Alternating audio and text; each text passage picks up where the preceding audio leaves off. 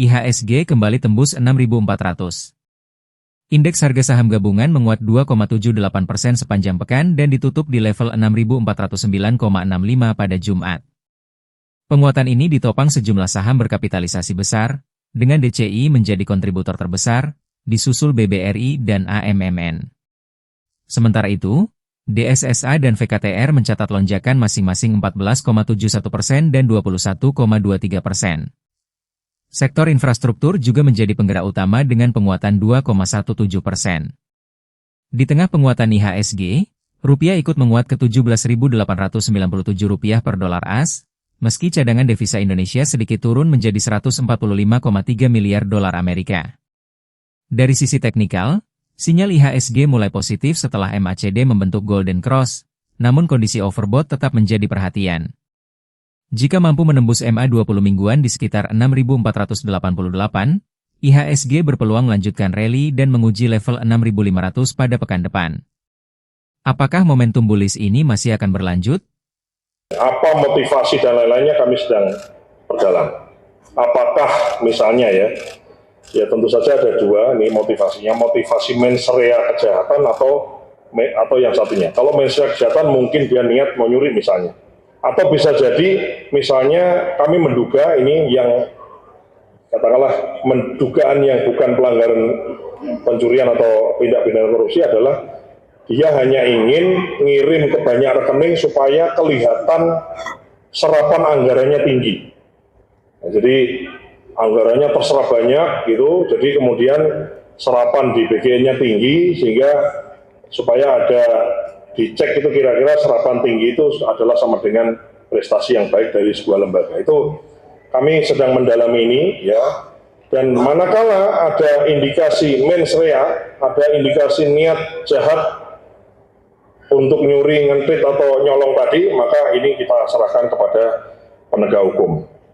Kemudian terkait bahan subsidi ya, kita kirim surat edaran dan clear ya di peraturan, sebetulnya di yang lalu-lalu juga sudah dikasih tahu, maka ada kemungkinan kita sedang ingin menginvestigasi dapur-dapur yang menggunakan bahan subsidi tadi, selisihnya dikembalikan ke kas negara. Ya, jadi misalnya dia tadinya harusnya beli minyak goreng biasa, tapi dia beli minyak goreng kita, kan harganya selisih. Nah selisih dikali berapa dia pakai, itu ada kemungkinan sesuai dengan hasil investigasi kita, nanti kita minta untuk kembalikan ke kas negara. Ya, silakan di belakang. Nanti baru atau mbaknya dulu deh, boleh. Ya, Mas Dar. Ya, oke. Max dari Simbo TV, Mas Dar, ada 2 pertanyaan. Selamat sore, pimpinan BGN sekalian. Mungkin pertama terkait dengan tadi 414 SSPPG yang telah disisir dengan hasil 311 miliar something yang sudah berhasil dikembalikan ke kas negara. Ya. Kalau boleh tahu Mas, adakah data mengenai penyisiran ini di wilayah mana saja yang mungkin terbanyak mungkin, ataupun yang di luar Pulau Jawa yang hasil penyisiran ini? Ini pertama. Kemudian juga yang kedua soal mungkin kebetulan karena pimpinan BGN ada di momen ini, mungkin boleh minta tanggapannya Mas Dar terkait dengan putusan MK begitu, terkait pemisahan anggaran pendidikan dan juga MBG begitu dipisah paling lama 2 tahun sejak putusan dihasilkan. Ya, tentu saja ada wilayah di mana, tapi mungkin tidak bisa kami share karena ini kan asas praduga tak bersalah, jadi harus tetap diperiksa dulu. Tapi yang jelas ini adalah uang rakyat, uang negara, dan kita kembalikan ke kas negara. Sambil kemudian kita dalami itu tadi apakah ada mens rea-nya, ada niat jahatnya atau tidak, dan seterusnya ya. Jadi kami tidak bisa memberikan. Barangkali nanti kalau siapa dapur yang mana itu nanti penegak hukum manakala ada ditemukan indikasi itu ditemukan terbukti, nah itu baru nanti penegak hukum yang akan menyampaikan. Nah, kalau dari kami ini asas praduga tak bersalah, kami memberikan informasi seluas-luasnya. Terkait keputusan MK, ya, kami adalah lembaga pemerintah operasional ya, kami melaksanakan operasional, tentu saja kami akan melaksanakan apapun keputusan yang menjadi keputusan dari negara, kebijakan dari pemerintah, tentu saja ini nanti akan dibarengi atau akan dilanjutkan dengan kebijakan oleh pemerintah, apakah itu Kementerian Keuangan, Badan Anggaran dan seterusnya. Kami Badan Gizi Nasional adalah lembaga di tingkat operasional dan kami akan melaksanakan apapun tugas dengan anggaran seperti apa dengan sebaik-baiknya. Saya kira itu penjelasan terkait MK. Silakan Mbak. Selamat sore Mas, saya Irin dari CNN. Masih terkait dengan putusan MK, apakah ini akan mempengaruhi lagi mengenai pendanaan atau penerima manfaat dari MBG, karena kan akan dikeluarkan 20%, nilainya itu sangat signifikan dari dana pendidikan.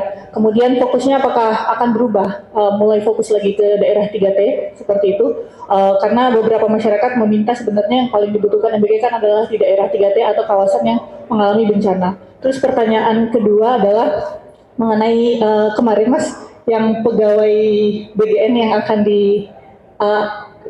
dimutasi ke Papua, ada penjelasan lebih lanjut nggak Mas? Terima kasih. Ya, ini pertanyaan susah-susah ya kalian ya. Yang pertama kan terkait MK, saya kira pertanyaannya barangkali bisa ditanyakan ke Menteri Keuangan. Ya, kami intinya melaksanakan yang menjadi tugas kami. Kami adalah fokus ke pelaksana.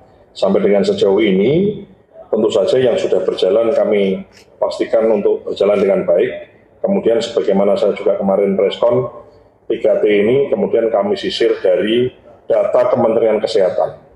Itu sudah ada wilayahnya, provinsi mana, kabupaten mana, kecamatan mana, desa mana yang sudah ada, dan ini sedang kita sinkronkan data sehingga mana yang prioritas kita memang dari yang ngantri yang belum ada ini kita fokuskan dulu, memang nanti yang daerah yang memang stuntingnya tinggi. Ya. 3T ini sama dengan angka stuntingnya tinggi, nggak hanya di Papua tapi juga di NTT, di beberapa wilayah yang lain, termasuk ada beberapa temuan di beberapa kabupaten di Jawa ada yang memang angka stuntingnya cukup tinggi. Gitu. Itu jawaban saya. Kemudian, jadi begini, jadi yang bersangkutan betul itu memang saya memberikan Zoom, kemudian di layar pegang handphone, ya, kemudian saya beri teguran. Dan memang di situ saya sampaikan untuk dipindahkan ke Papua. Yang bersangkutan adalah koordinator wilayah di Kabupaten Kayong, ya, Utara kalau tidak salah di Kalimantan Barat.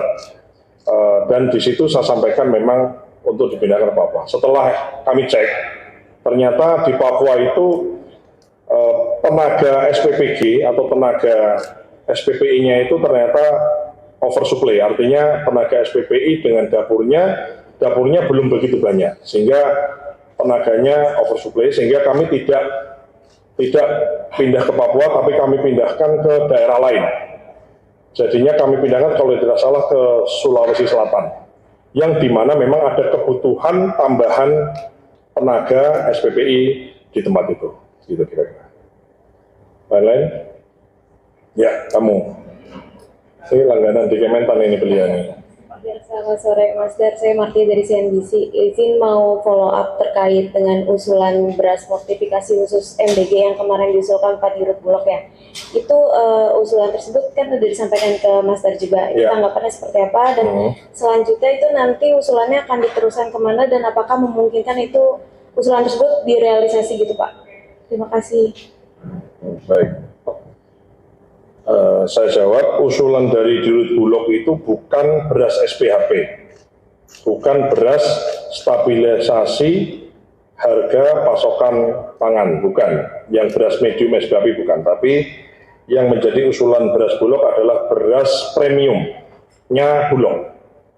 Nah, tentu saja kami, gini, Bulog ini kan adalah lembaga negara. Bulog ini kan tujuannya adalah, sekali lagi karena kami sebelumnya penugasannya di bidang pertanian sebagai wakil menteri pertanian, Bulog ini kan punya dua tugas atau dua hal yang penting menjadi peran dia, adalah stabilisator harga di suatu tempat dan juga menjaga stok di semua tempat. Jadi mesti stoknya ada dan harganya sesuai.